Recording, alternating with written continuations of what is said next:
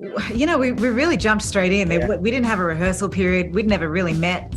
Thankfully, we just really clicked. It was kind of magical. John, I got to say that after watching these episodes, I pulled out my Tribe Called Quest vinyl and started playing it for my kids, but I couldn't do it nearly as well as you do in the show.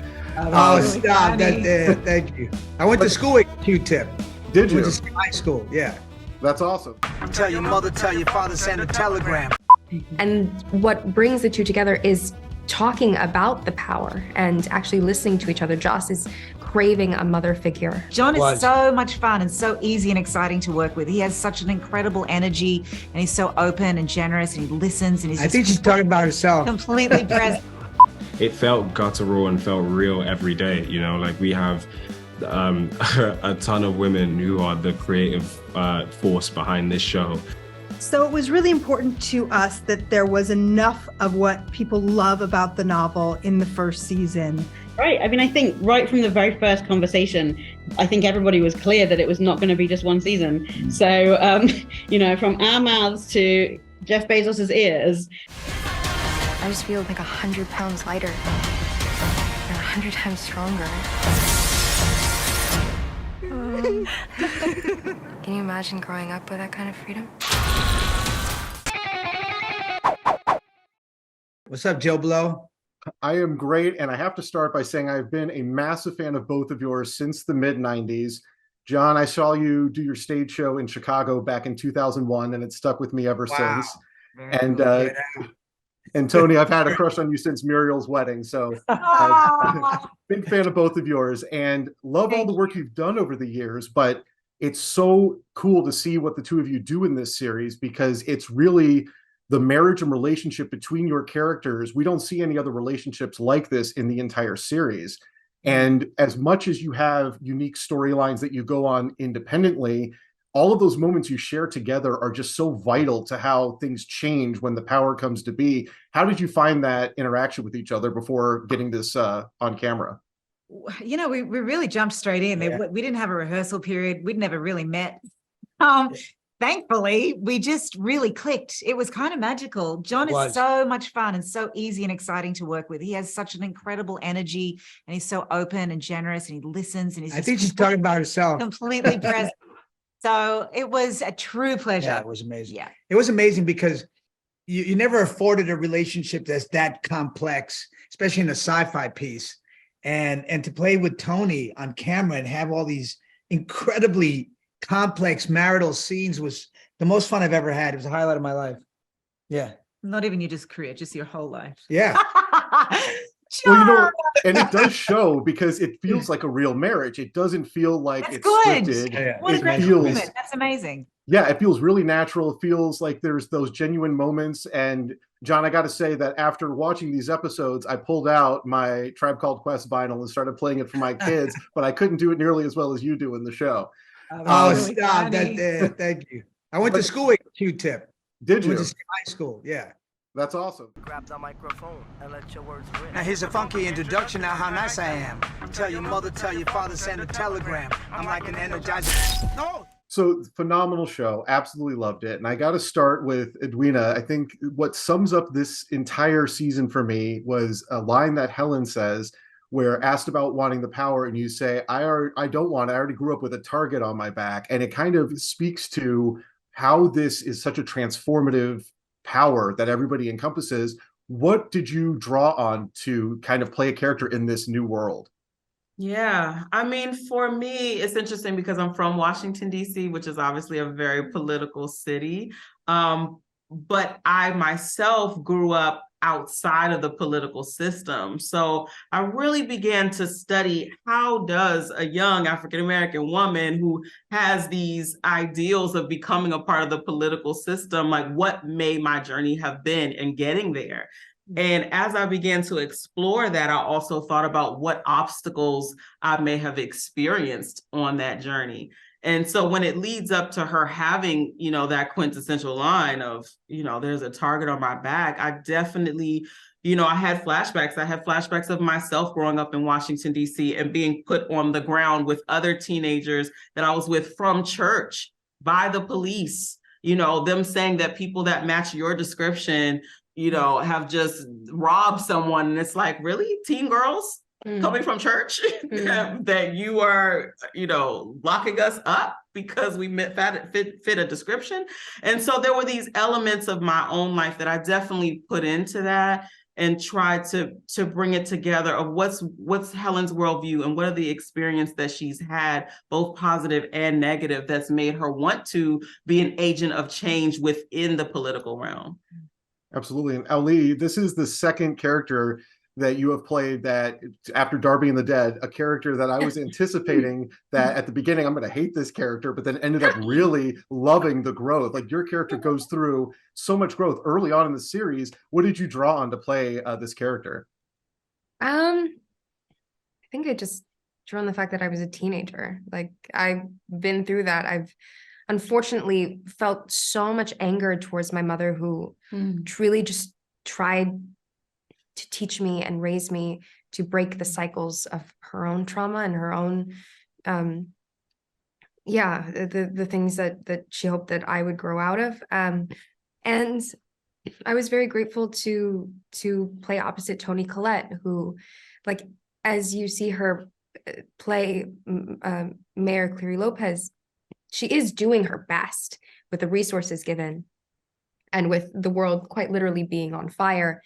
And what brings the two together is talking about the power and actually listening to each other. Joss is craving a mother figure. And as she progresses through the series, Joss also gives that power to Margot, which is so incredibly invigorating. And now Margot has to be a mayor who understands the difficulties of living with EOD and how that turns into a witch hunt as well. It like you said about a target being on her back, like Joss grows up quite privileged with both of her parents in a political space, not having to worry about money, knowing exactly, you know, where her father is, that he's going to pick her up every single day and yada, yada, yada. But suddenly there is danger in her life. And I think that also brings her closer to her mother. It's something she's never felt before. And Haley, I know I'm out of time. I just wanted to say that your character here is so absolutely enthralling and the whole cast is phenomenal, but I cannot wait to see where you go from here because I'm going to expect to see you in everything after this performance. You're just so phenomenal. I want to let you know that. You're going to make me cry. Stop it. Thank you. Yeah, but thank you all for your time. I really appreciate it. I'm a journalist. I want to tell your story. It's going to change things. What did you do? The world as we know it may never be the same. And I think that it's like there's this key to your characters, both of you, that there is that mystery that you don't know what's going to come next with how this is going to change the world for your family. And kids are a big factor here. How treating kids are. Did your real family life influence how you played parents in this? I think that's inevitable. Yeah. I mean, it's inevitable. Your own experience is somehow going to affect how you create or recreate that kind of energy and relationship and those dynamics on screen. Yeah, absolutely. Yeah, I mean, being a parent, if I had been a parent, I don't think I'd been as good a character as Rob, because it influenced how I treated the real live actor kids off camera and on camera, you know. It made me much more nurturing and caring, I think. Well, it definitely comes through. I love this series. I can't wait for everybody to check it out. It is going to blow people away. I think this is going to be like the next Last of Us, that people are going to be hooked week after week just talking about this show. Yeah, congratulations. Congratulations. Thank you so much for your time. Thank you. You okay? I'm okay. What the hell was that? I don't know. Was that the same thing that happened with the microwave? You can tell me. No, God, maybe your stereo is just old, like your stupid music. I'm excellent. And after watching this series, I don't even know where to start. This is such an amazing series, and I was not anticipating it. I knew I was going to be interested when I saw the trailer, but then when I started watching it, Toheeb, I was originally expecting to hate your character in that first episode when you do what you do before it gets kickstarted, but it's the episodes when you are traveling abroad and you're kind of embedded, and it is just some of the most gutting episodes I've seen of television in a long time. What was it like for you filming it, knowing it's fictional, but how did that feel experiencing that? Yeah. I mean, it was probably like a gut punch. I think I can speak for both of us in that. Like it felt guttural and felt real every day. You know, like we have a ton of women who are the creative force behind this show. And I think pulling up to work every day, knowing that this has like a different significance for every single person on set was awesome. And, you know, like my character gets to go on this journey and be on the front line. But, you know, in that, I assume you're talking about the episode in Saudi. Yes. Right? But like in that episode, you know, like Tunde's the camera and he's the eye, but like it's a horde of women who are out here demanding to be seen. And I think that's the gut punch of the episode. And my character is the lens for that. But like, yeah, if that group could be an actor as well, I think, yeah, it'd be their episode. And Heather, I love your character here. And there's so many layers to the perspective of men and women, and then the inverse of that through this. What was the experience for you in your character taking on this role? Really beautiful. I said before in another interview, like this idea of finding out what women want and honoring what they want. I think at the start of the show, she is kind of silenced with what she wants, and she's kind of led with to her, she's letting her best friend like take the ropes, but she's really finding agency and her own voice and her own power, not just with the electricity, but like this internal strength. And that's what I really loved about discovering it. And I do want to say Sarah Quintrell was an incredible writer and wrote the Saudi episode and so many of our episodes. And just the writers in our show were incredible, really collaborative. We always had consultants in each country to make sure that we were being like nuanced and detailed. And that was just a beautiful experience to be on for me. Like as a woman, to be surrounded by women talking about this story felt magic.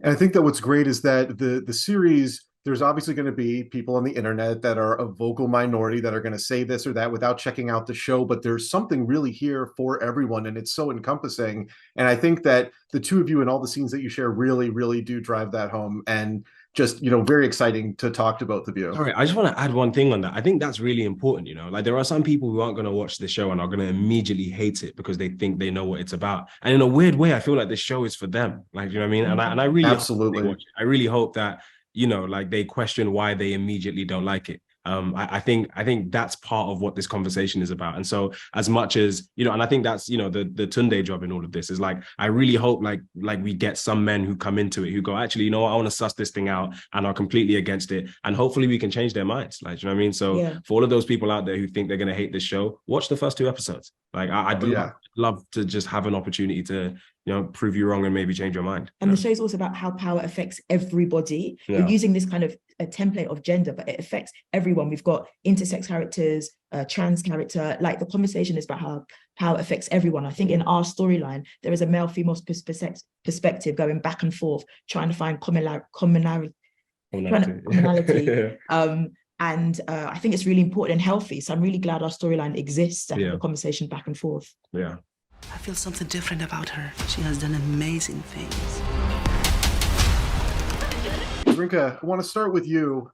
Your character is one of your character is one of the only ones that has flashbacks. So there were 2 actors playing this role. Did you have any interaction because of how important that backstory is for Tatiana? Did you 2 collaborate on really bringing this character to life?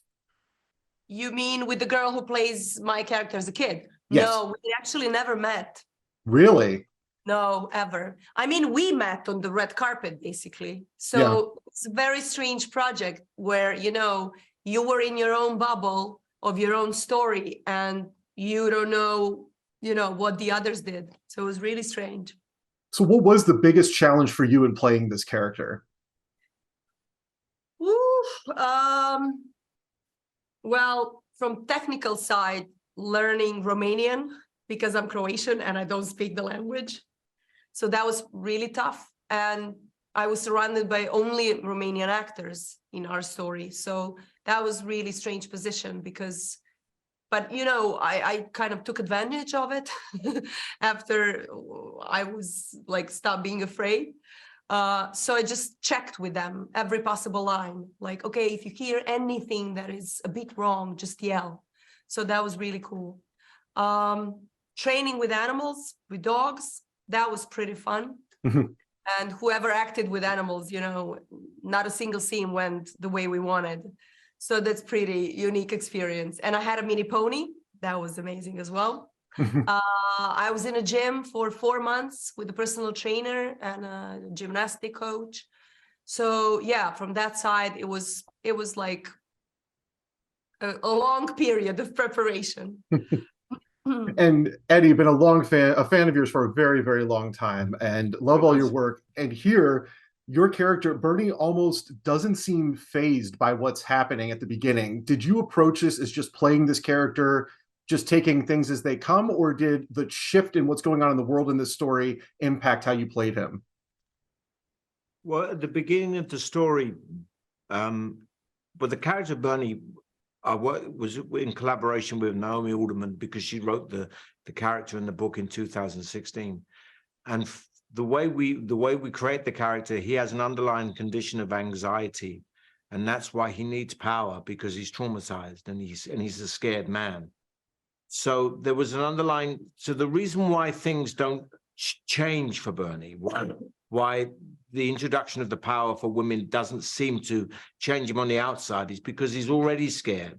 That's why he's a man who needs power, even in a male-dominated world. He needs to be the kingpin because he's scared. So when Roxy gains the power and the world begins to change, it looks like he hasn't changed, but actually he's become even more terrified, and now he's trying to utilize Roxy's power for his own advantages. And Ria, as Roxy, there's a scene where Bernie screams in her face and you just scream right back, and it just kind of shows that power that's bubbling out. What was it like interacting in those sequences between father and daughter? Yeah, I mean, it was great. I felt like me and Eddie were like in a boxing match together or something like that. And, you know, from the very first day, like Eddie just, I feel like encouraged me to really like bring my best and to go hell for leather. And I think that, you know, we immediately just really trusted each other and had like a very good chemistry, and trusted that we got on well in real life. So we were able to like go to those places like on screen. Yeah, we trusted each other. I didn't even realize that I was living in constant fear. I want to see the world how you see it. This power has made me see a world that could be better for all of us. So saw the trailer for this and immediately was intrigued by it, and then started watching the show and was just hooked from episode 1. This is such a fascinating story, and there's elements that are satirical and there's elements that are dystopian, and it's not like there's always been comparisons I've read to the novel, comparing it to The Handmaid's Tale. This isn't like that, but it's kind of like the beginning of change. And I think that there's an episode here that's going to grab everyone. The one that really grabbed me was the first one with Nunde, where he's there and he's filming everything for the first time and watching as things are actually changing. It grabs you from the very beginning. So congratulations on that, first of all. And I think the question, Naomi, starting with you, is how do you even begin to tackle something like this? Where do you start? I think we all started with wanting to create a feeling on screen that you have when you read the book, which is this feeling of like change is possible. And we've seen throughout time that there can be these periods of time where great things rise up and things change, and then they change for the better in some places. They don't necessarily change for the better in others. And that was the really important thing for us, to feel that scale, but also to feel the intimacy of this change, because actually it changes relationships and it changes the way these people love each other or fall out with each other, or all of those things as well. So I think to feel that sense of the macro, but also the micro, was really important, the combination of that. And Jane, what would you say for you was the biggest logistical challenge as part of this project? Well, as you've identified, that it's a multi-stranded piece with multiple characters and multiple locations set all over the world, and something that's happening to the world simultaneously. So, you know, it's quite a challenging thing, particularly in a time of COVID and a global pandemic, which none of us had planned for. So I think bringing all those pieces together and making sure that there's cohesion across that they don't feel like they're completely siloed stories, but they're connecting, which is what Raelle and her team did so brilliantly, is make those connections between those stories. And that's more than logistics, but it's absolutely crucial to how we built the piece together. And then logistically, you just have to have the resources, and Amazon Prime were brilliant to make sure that we were able to do this authentically and realize those countries in a authentic way.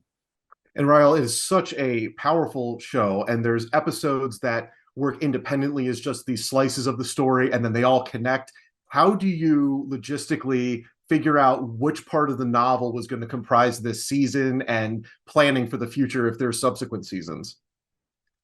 So it was really important to us that there was enough of what people love about the novel in the first season to satisfy people who love the book, right? So they're showing up because they fell in love with Naomi Alderman's world and these characters, and they want to watch them get to do some of the cool stuff. And so we wanted to make sure that was there, but we also could never possibly tell the entire story of her book in one season, right? It's epic, it's global, it takes place over many years. So we knew what an endpoint was, we knew where we wanted to leave people, and we kind of built toward that, knowing that, if people love the show as much as we hope that they will, that there's so much left to tell. This is pretty scary. Your power doesn't freak me out, Charles. You got this thing? We all do. We got it because we need it. Whoa, whoa, whoa, whoa. You got any ID? Don't want no trouble. Smile for me. Well, you look nice when you smile. Having this book, and book is like a baby, you build it, you foster it, you take things out. Having it adapted as a series, does this match with the vision of what was on the page? Really, really does. I mean, I'm incredibly fortunate, sometimes when an author sells a novel, you just sort of have to cover your eyes, go, I hope they don't ruin it. But I have been involved from the start. I've been an executive producer. I wrote the first episode of the show. I've been involved in casting, in conversations about even things like, what locations should look like. So I've really been in it. And I think at the end, we've made something that I feel just incredibly proud of. It's, propulsive, exciting. It's full of thrills. It's so diverse in terms of casting and in terms of the kind of stories that we have. And it's also dumps you out at the end of the narrative going, oh, in the midst of all that excitement, I seem to have had some new interesting thoughts. And Tim, for you, getting involved in this project, what drew you to this? Well, an ex-girlfriend once told me that I wasn't a feminist. It always bugged me. I think she was just being mean in retrospect. But no, I'd read the novel, and I really loved the novel, and so I sort of hounded Sister until they hired me. And it's such a challenge. It's multi-stranded. It's set on 3 continents. It involves casting mainly young actors who in our case, some of them do have a profile already, but some of them don't, and that was a challenge in itself. So I think every aspect of it was exciting from a production point of view, but really it's very rare to get to work on something that is exciting, funny, angry, and really about something that is happening in the world right now. And it is such a relevant story, and there's always been comparisons, even when the book came out, saying it's kind of like another take on that Handmaid's Tale kind of dystopian view of the future. But it doesn't talk down to the audience. It doesn't make it seem like, well, now that women are in charge, here's how it's going to be. It just shows that absolute power can corrupt absolutely, no matter who you are. What I guess the biggest question I have is, taking a novel, when you're making it into a movie, you have to take things out. When you're adapting it as a series, you can spread things out. Was this always from the beginning envisioned to be season 1 is the novel and we take it somewhere else after that? Or did you decide to stretch this over multiple seasons? Right. I mean, I think right from the very first conversation, I think everybody was clear that it was not going to be just one season. So, from our mouths to Jeff Bezos's ears that there should be multiple seasons of the show. So the first season gets through about a third of the novel. I think there are lots of places in the novel where people wanted to know more. You know, I sort of, in the book, I do a whistle-stop tour trying to get into as many different kinds of women's lives as possible, sometimes in just a sentence. There's a sentence in there somewhere about a female pope in Bolivia. We've never done it. Yeah, I'm just right. You know, I feel like that's a 3-episode arc by itself. So and also in the show, there are some new relationships that aren't in the novel, you know, Margot and Rob, and Tatiana and her sister Zoya. So yeah, they'll be interesting to explore. Yeah. Yeah. And I think once you have an incredible cast working on the show, you get to talk to them about their experiences, and then that feeds in and makes it richer and deeper. So yeah, you're right. This felt like, I think the reason it's TV and not a movie is because it felt like there was more to delve into rather than like extract it and there's some sort of, you know, incredibly pure 90-minute thing in there. This is about the messy richness of women's lives